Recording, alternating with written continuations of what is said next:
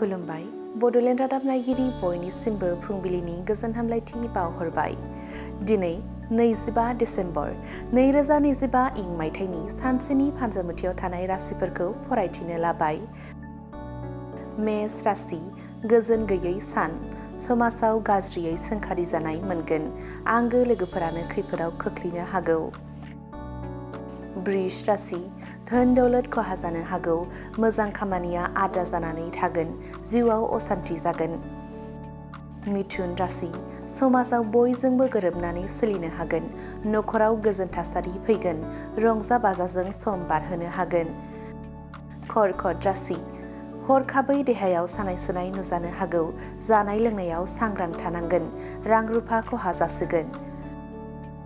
सिंह राशि खैफोदनिफ्राय बारग'नो हागोन, गोजोननि हां लानो हागोन, साना गोजोनै बारलांगोन। कन्या राशि देहा सावस्रिया हरखाबै लोरबां जानो हागौ, जानो लोंनो खहाबै जागोन, बायजोआव दावबायैया गाहाम। तुला राशि फालांगियाव जाफुंसार जानो हागोन, नखरजों रंजा बाजायै थानो हागोन, बिदा फंबायनि गेजेराव अनज्लायनाय फैगोन।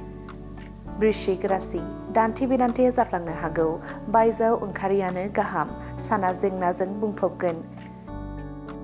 धनु राशि मेगन गोसानि नोजोराव गोग्लैगोन, देहा सावस्रिखौ सानाय सुनाय मोनगोन, गावखौ रैखाथि होनाया गाहाम।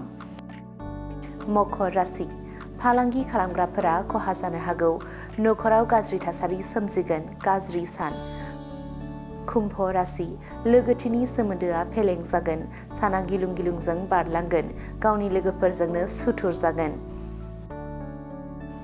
मीन राशि गोथार सान, गावनि लुबैनाय बादि थांखियाव सौहैनो हागोन, गोसोआव रंजाखांनाय फैगोन।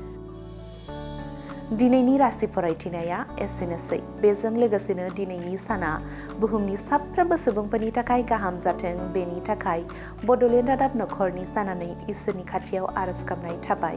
गोजोन्थों।